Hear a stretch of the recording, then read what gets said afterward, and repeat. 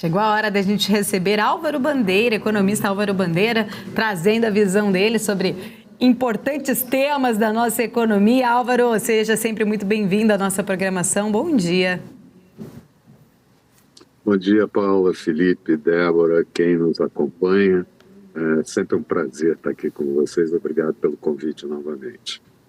Obrigada, Álvaro. Tem vários pontos aqui para a gente conversar. Depois quero até falar um pouco mais também sobre os dados da indústria, mas para a gente começar, né, eu queria entender um pouquinho da sua visão. O mercado está revisando aí o PIB desse ano para cima. A gente viu ontem, né, o dado do PIB, mas a gente sabe que o arrasto ali, na verdade, está em 2,4%, 2,40%. Eu queria entender qual que é a sua previsão ali, né, a sua visão exatamente desse PIB para este ano. Se for diferente, né, desta previsão aí que muita gente está fazendo, para cima ou para baixo, o que pode dar certo ou errado, então, até o final deste ano? Olha só, Paula, o PIB do primeiro trimestre aparentemente veio bem, né, com aquele 1,9 de expansão, mas é meio a história do copo cheio e do copo vazio, né, meio cheio e meio vazio, porque, na verdade, foi sustentado novamente pela produção agropecuária, né, soja, milho e proteínas de uma forma geral, mas a gente tem alguns dados que complicam um pouco, como, por exemplo, a formação bruta de capital fixo, que encolheu pesado, mais de 3%, o consumo doméstico das famílias crescendo somente 0,2% e o consumo de governo crescendo 0,3%. Portanto, isso acabou, claro, deflagrando uma revisão de projeções. As projeções hoje estão oscilando entre 1,9, o lado mais baixo, e até 2,5, o lado mais alto. Mas, certamente, se a produção agrícola continuar, e aparentemente vai continuar, a agropecuária, nós vamos ter certamente um crescimento ali na faixa que o governo tem previsto, da ordem de 2,3%, mas continuamos com uma situação complicada, não só em relação ao PIB, porque fica desbalanceado com a produção mineral e agropecuária segurando todo o PIB, mas também porque nós não vamos fatalmente conseguir reduzir o nosso nível de endividamento em relação ao PIB. A relação dívida-PIB continua crescendo e deve crescer ao longo do ano de 2023. Então, por isso, copo meio cheio, copo meio vazio. Claro que o governo vende a imagem do copo meio cheio, do copo cheio e não meio cheio até, mas certamente a gente tem muita coisa para se fazer. Hoje mesmo saiu a produção industrial, veio muito mais fraca do que se esperava. A expectativa é que ela caísse no mês de abril 0,3%, veio com uma queda de 0,6%, mostrando que talvez para o segundo trimestre nós ainda tenhamos o lado industrial puxando para baixo o PIB. Álvaro, a gente fala um pouquinho mais da produção industrial daqui a pouco, só para eu concluir aqui um pouco das questões do PIB, né? A gente sabe ali que 63% do PIB é consumo de famílias e ontem, né, a gente viu ali, como você bem detalhou, um percentual de 0,2%, é um número bem fraco, inclusive, e é uma sequência, na verdade, deste crescimento cada vez menor.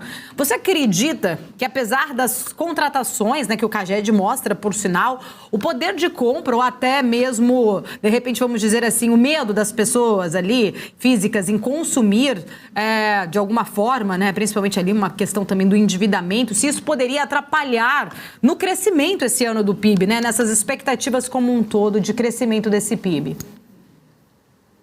Esse é um elo fraco, sem dúvida alguma, até porque a gente trabalha com taxas de juros muito altas. Quando se fala em Selic de 13,75, mas na verdade a taxa de juros para qualquer ela é muito mais alta do que isso. Então, nós temos uma taxa de juros muito forte que inibe consumo de bens duráveis e semiduráveis, e hoje ficou demonstrado isso também. Temos nível de endividamento alto das famílias, principalmente se considerarmos o setor imobiliário também, as despesas com a parte imobiliária. Então, esse é certamente um elo fraco que vai acabar afetando não só o consumo de bens duráveis, mas também a expansão do segmento de serviços, né?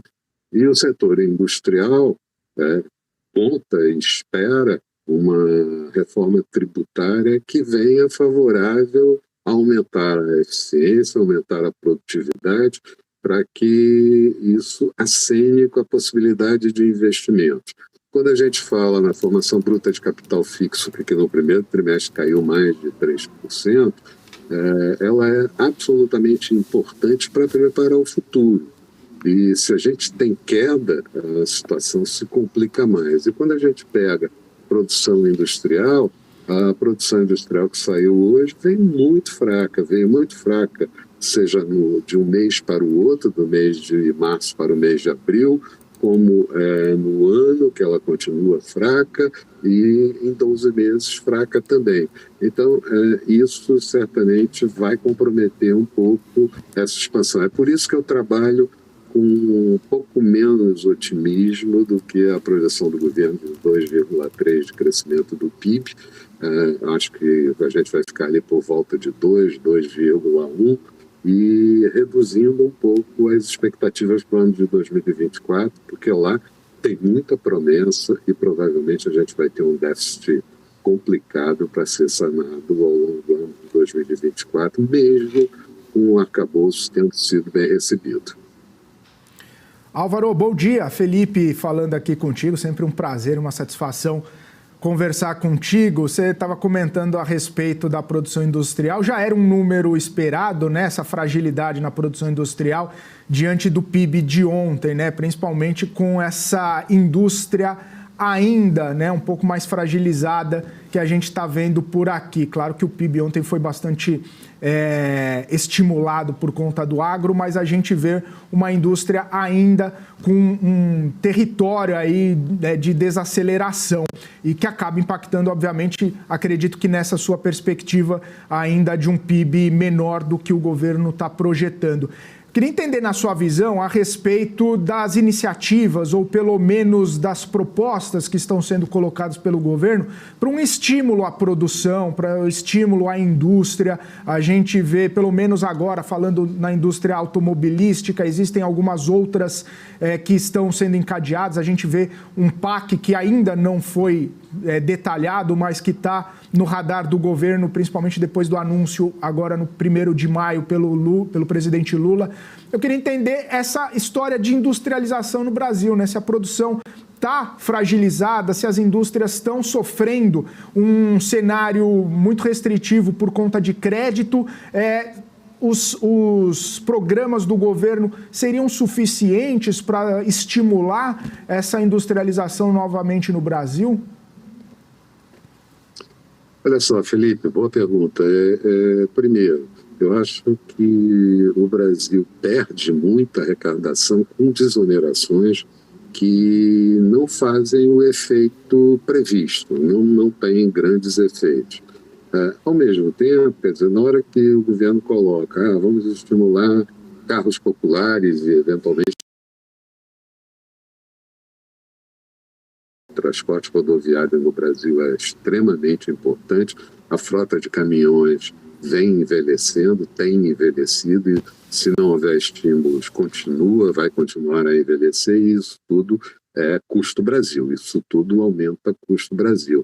Mas, além disso, quer dizer, o governo fala em medidas no curto prazo, quer dizer, está se falando nessa área de automóveis demorar 4 meses, coisas que o valha, e isso certamente não resolve. O Brasil precisa de medidas mais perenes, precisa de coisas mais definitivas, de medidas que possam dar segurança e trazer investimento. Quer dizer, só a produção de bens de capital, já que a gente estava falando no dado que saiu hoje, bens de capital encolheu 11,5% no mês de abril.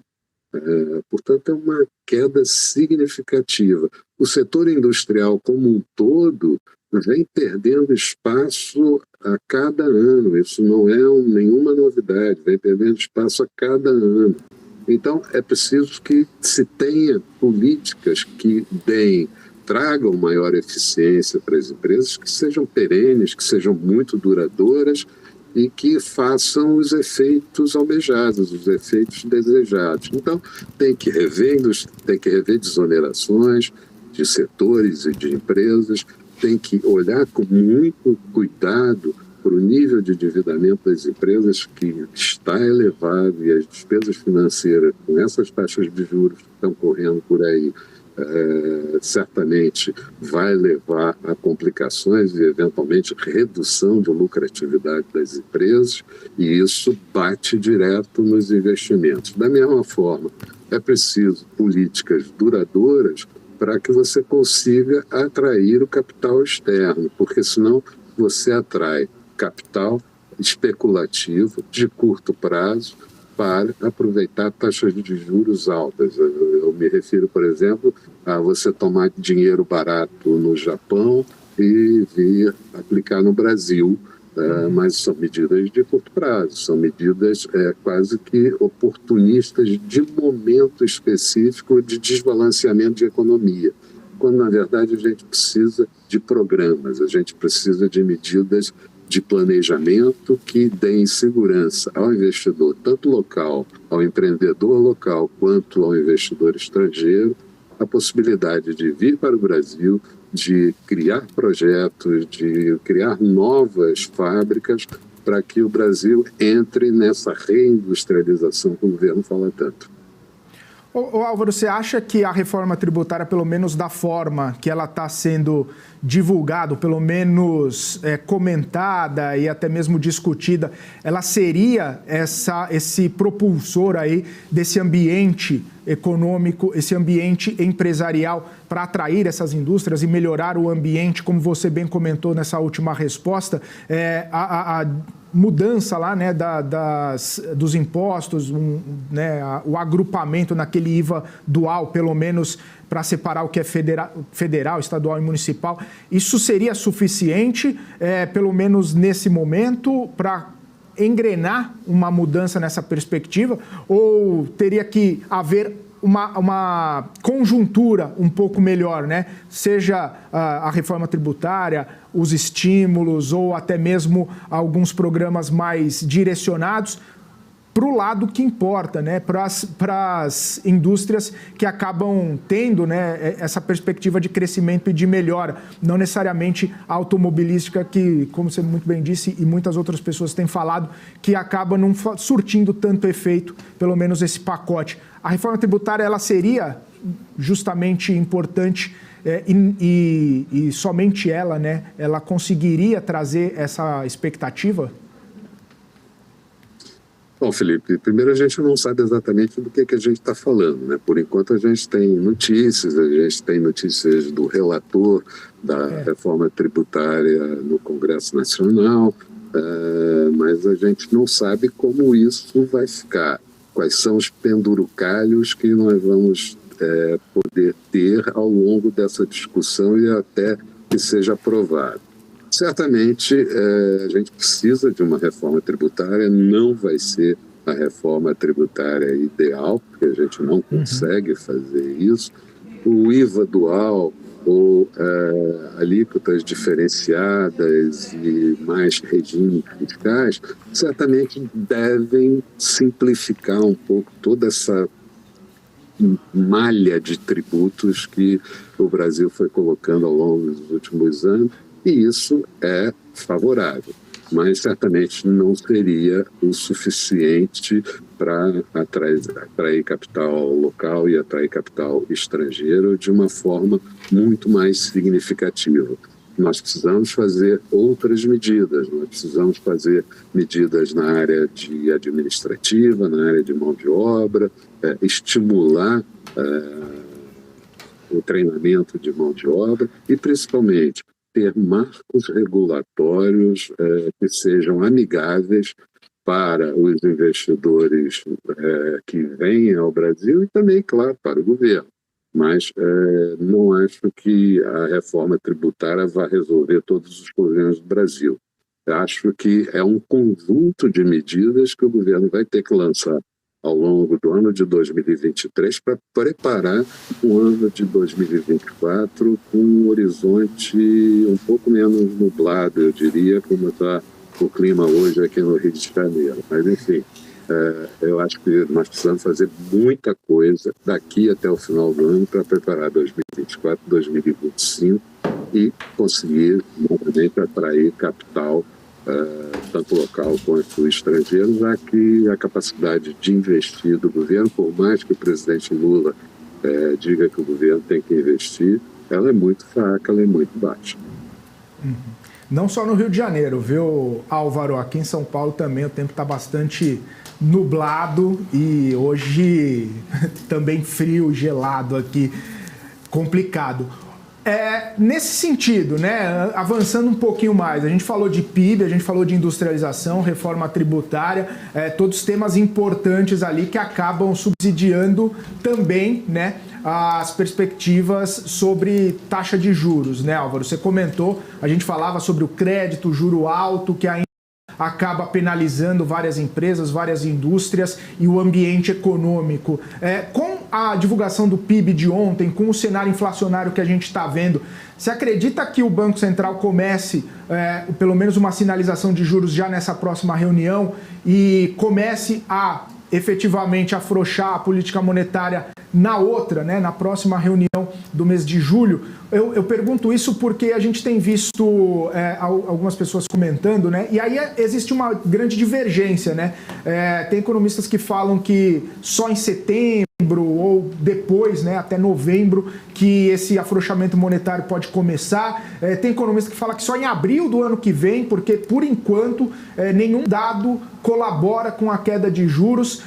E aí eu queria entender sua visão, Álvaro, se você avalia que dá para reduzir juros nesse ano, ou se só ano que vem. E aí, pensando, né, se for só ano que vem, aí todo esse cenário que a gente está comentando de fragilidade, né, de empresas, de indústrias, de comércio, enfim, isso se estende por um bom tempo também, né? E aí pode criar um ambiente até mesmo um pouco mais problemático para a economia brasileira. Como que está a sua visão para esse tema, Álvaro? Olha só, na verdade, todas as projeções de crescimento do PIB de 2024 têm se apresentado, pelo menos até o momento, menores do que o próprio crescimento de 2023. Né? O governo força o Banco Central e o Banco Central age tecnicamente e tem demonstrado isso. Quando a gente pega e lê a ata do Banco Central, ela é uma aula de como o Banco Central tem que lidar com taxa de juros, e essa é a principal atividade do Banco Central, garantir o poder de compra da moeda, ou seja, garantir inflação dentro da meta que não é estabelecida pelo Banco Central e sim pelo Conselho Monetário Nacional. Então, eu diria que a minha expectativa é que o Banco Central vem já começando a sinalizar: olha, a inflação está cedendo, mas os lucros não cedem muito, a inflação de serviços tem que tomar um pouco de cuidado e tal, mas vem mostrando que os dados, de certa forma, têm convergido para uma desaceleração. Ok, tudo bem. Mas daí nós esperarmos que já na próxima reunião ou na seguinte o Banco Central promova uma redução da taxa Selic, e certamente não seria uma redução tão importante assim, estamos falando de 0,25 ou meio ponto percentual e não alguma coisa acima de 1 ponto percentual.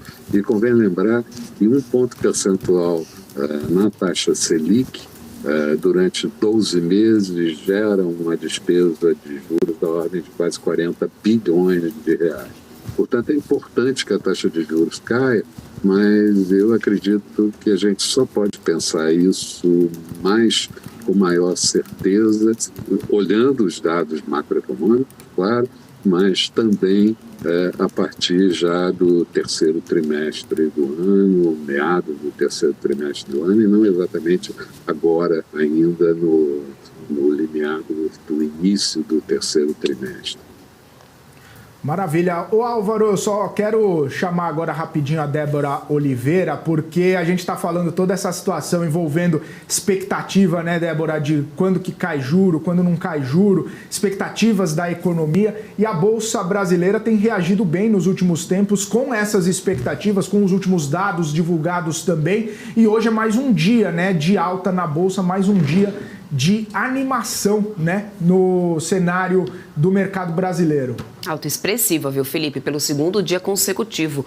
1,81% de alta que a gente tem agora, 102.562 pontos. Temos o suporte, é claro, mais um dia seguido, né, do setor de commodity, mas, além disso, dados positivos também acabaram, aliás, dados que foram divulgados nos Estados Unidos, que acabaram sendo muito positivos também na reação do mercado por lá e na abertura dos Estados Unidos, favoreceu também aqui o índice Bovespa. Lá nos Estados Unidos, as bolsas seguem em alta e sustentando esse patamar, 1,10% de alta que a gente tem agora para Dow Jones, S&P 500, 0,68% de alta, NASA que agora está subindo 0,38%. Esse otimismo também no cenário, né, americano vem parte ali da aprovação, finalmente, né? Parece que chegamos ao fim desse imbróglio, desse teto da dívida americana que também foi aprovado no Senado. O presidente Joe Biden conseguiu isso. Eu queria até poder conversar um pouquinho aí com o Álvaro em relação a essa questão do teto da dívida americana, porque muito vinha se falado também, se tinha também de uma preocupação de que esse acordo desse teto da dívida, né, Álvaro, muito bom dia para você, pudesse também impactar de alguma maneira numa desaceleração da economia no mundo, né? Existia uma certa preocupação em relação às restrições que o governo vinha negociando com o Congresso, né, americano, e o fato é que a gente chegou pelo menos ao final, foi aprovado. Da maneira como está aprovado, não vai ter o calote. Qual que é a tua análise em relação a esse impacto na economia global? Pode realmente causar algum tipo de restrição? E mais, como que isso vem para o Brasil? Isso acaba sendo algo positivo para o Brasil? Lembrando que a gente tinha ali no radar do FED uma questão de recessão, né? Que inclusive já estava chegou a colocar a nota de classificação de risco dos Estados Unidos, né, em avaliação, em análise. Ou seja, é toda uma situação econômica delicada desses últimos tempos. Qual que é a tua análise em relação a essa aprovação do teto da dívida agora?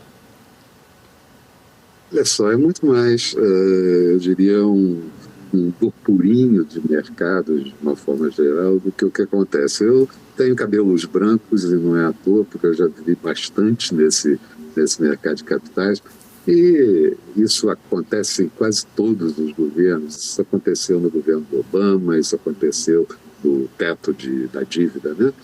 Aconteceu no governo Obama, aconteceu no governo Trump, e com Biden certamente não seria diferente, e em governos anteriores também. Mas é sempre resolvido porque o dólar e a economia americana é o porto seguro de todo o resto do mundo.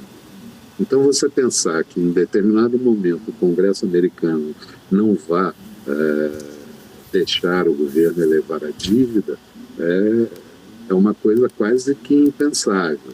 Agora, isso tem em determinado momento um limite. O nível de endividamento americano é muito alto, o nível de endividamento do Japão é muito alto, e isso tudo acaba causando problemas. Então, os mercados responderam com alívio, e esse alívio está mostrando exatamente no que aconteceu ontem e no que acontece hoje, tanto no mercado americano quanto no mercado por aqui, como todos os outros demais mercados. A Europa, já próxima do encerramento, já vai fechando com boas altas, como fecharam as bolsas asiáticas. Hoje Hong Kong subiu mais de 4%.